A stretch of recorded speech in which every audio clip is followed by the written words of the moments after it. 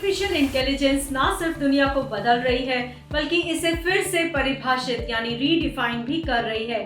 काम करने के तरीकों से लेकर जीवन जीने के तरीकों तक एआई ने लोगों के बीच एक नई ऊर्जा को जन्म देकर इनोवेशन के क्षेत्र में तहलका मचा दिया है।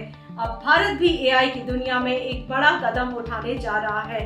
वो समय दूर नहीं जब आपको अपने ही देश में पहला आधिकारिक एआई हब मिलने वाला है, वो भी विशाखापट्टनम में। ये एक ऐसा शहर होगा जो भारत के टेक फ्यूचर की धड़कन को बढ़ाएगा। नमस्कार, मैं हूँ प्रीति शर्मा और आप देख रहे हैं द पॉइंट ऑफ व्यू। हम बात कर रहे हैं विशाखापट्टनम एआई हब की, जहां अमेरिकी कंपनी गूगल अगले 5 सालों में भारत में अपना सबसे बड़ा निवेश करने जा रही है, जो तकरीबन 15 अरब अमेरिकी डॉलर का होगा। केंद्र की नरेंद्र मोदी सरकार के विजन, राज्य सरकार के समर्थन और ग्लोबल एआई लीडर्स के सहयोग से विशाखापट्टनम एक एआई पावर्ड इकोनॉमी के लिए परफेक्ट टेस्ट बेड बनने जा रहा है। यह निवेश प्रधानमंत्री के विकसित भारत विजन के अनुरूप भारत में एआई बेस्ड सेवाओं को आगे बढ़ाने के लिए अब तक का सबसे बड़ा कदम है, जो एआई की दुनिया में मील का पत्थर साबित हो सकता है।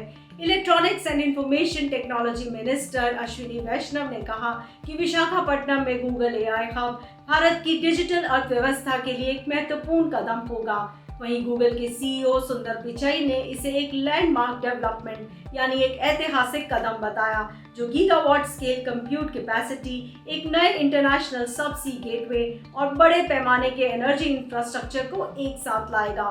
उन्होंने कहा कि इस हब के माध्यम से गूगल अपने अत्याधुनिक तकनीक भारत के उद्यमों और उपयोगकर्ताओं तक पहुंचाएगा, जिससे देश भर में एआई इनोवेशन तेजी से बढ़ेगा और विकास को नई गति मिलेगी। भारत की तेजी से बढ़ती डिजिटल डिमांड को पूरा करने के लिए विशाखापट्टनम में बनने वाला ये एआई हब एक purpose built data centre campus होगा, जिसमें गीगावाट स्केल कंप्यूट कैपेसिटी की सुविधा होगी, यानी इतने बड़े सुपर कंप्यूटिंग केंद्र जो एक छोटे शहर जितनी बिजली का इस्तेमाल करते हैं। ये फैसिलिटी उन्हीं उच्च मानकों के हिसाब से बनाई जाएगी जो गूगल की सर्च, यूट्यूब और वर्कस्पेस जैसी ग्लोबल सेवाओं को शक्ति प्रदान करते हैं। अदानी कनेक्ट्स और एयरटेल जैसे साझेदारों के साथ मिलकर ये हब बड़े एंटरप्राइजेस और भारतीय स्टार्टअप्स को एक ट्रस्टेड और एफिशिएंट इंफ्रास्ट्रक्चर प्रदान करेगा, जिससे वो स्वयं के एआई पावर्ड सॉल्यूशंस का निर्माण कर सकें। तो आखिर एआई हब होता क्या है? एक देश को तकनीक के क्षेत्र और विकास के पथ पर आगे ले जाने के लिए बेहद महत्वपूर्ण है कि बिजनेसेस, डेवलपर्स और रिसर्चर्स को हाई परफॉर्मेंस और लो लेटेंसी सेवाओं तक पहुंच मिले। एआई हब को एक ऐसे इकोसिस्टम के रूप में समझिए जहां एआई से जुड़ी हर चीज, रिसर्च, स्टार्टअप्स एंड ट्रेनिंग और इंफ्रास्ट्रक्चर एक ही छत के नीचे मुमकिन हो। ये सिर्फ एक इमारत और एक कंपनी नहीं है, ये यूनिवर्सिटीज, निजी कंपनियों, सरकारी संस्थाओं और रिसर्च सेंटर्स का एक ऐसा नेटवर्क है जो मिलकर एआई सॉल्यूशंस को बनाते, परखते और लागू करते हैं। स्मार्ट एग्रीकल्चरल सिस्टम्स से लेकर हेल्थ केयर डायग्नोस्टिक्स तक और साइबर सिक्योरिटी से लेकर क्लीन एनर्जी तक, एक एआई हब डेटा और एल्गोरिथम का उपयोग करके वास्तविक दुनिया की समस्याओं को सुलझाने के लिए एक लॉन्च पैड जैसा होता है। ये हब सुपर कंप्यूटर्स, बड़े डेटा सेंटर्स और सबसे जरूरी स्किल टैलेंट तक पहुंच प्रदान करते हैं। तो फिर एआई हब बनाने के लिए विशाखापट्टनम क्यों? बैंगलोर या हैदराबाद क्यों नहीं? विशाखापट्टनम धीरे धीरे एक स्मार्ट सिटी के रूप में बदल रहा है, जहां मजबूत डिजिटल इंफ्रास्ट्रक्चर, बेहतर कनेक्टिविटी और सरकारी सहयोग का मेल है। यह आंध्र प्रदेश की फिनटेक वैली का घर है, जहां पहले से ही कई ग्लोबल टेक प्लेयर्स मौजूद हैं। केंद्र की मोदी सरकार और राज्य की चंद्रबाबू नायडू सरकार ने यहाँ एक अवसर देखा। क्यों न विशाखापट्टनम को अगली पीढ़ी की टेक कैपिटल बनाया जाए। Visakhapatnam is a beautiful city. Anybody will go to Hyderabad and stay there sometime. They want to settle there. Now Visakhapatnam, anybody will come.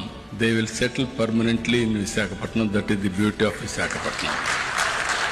Either hospitality or beaches or natural beauty, everything wonderful place. यहाँ port है, connectivity है और sustainable growth के लिए पर्याप्त जगह भी। शहर में रहने की लागत फिलहाल कम है, जीवन की गुणवत्ता बेहतर है और आसपास के विश्वविद्यालयों से टैलेंट की अच्छी उपलब्धता है, जो लॉन्ग टर्म इनोवेशन के लिए बेहद जरूरी है। तो विशाखापट्टनम एआई हब देश की जनता के लिए करेगा क्या? ये एआई हब 3 बड़े लक्ष्यों पर काम करेगा।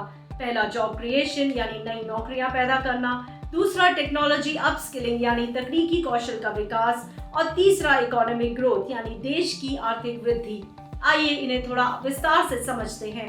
हर एआई सॉल्यूशन के लिए इंसान की जरूरत होती है जो इसे दिशा दे, ट्रेन करे और वास्तविक दुनिया में लागू करे। एआई हब हजारों नौकरियां पैदा करेगा जो सिर्फ कोडर्स या इंजीनियर्स के लिए ही नहीं, project managers, trainers, data analyst और एआई डिजाइन पर काम करने वाले आर्टिस्ट के लिए भी होंगी। तकनीकी कौशल के विकास के लिए एआई हब में एआई एकेडमीज और ट्रेनिंग सेंटर्स चलाए जाएंगे ताकि छात्र और प्रोफेशनल्स अपस्किल हो सकें। यहाँ machine learning boot camps, robotic labs और सर्टिफिकेशन प्रोग्राम्स भी होंगे।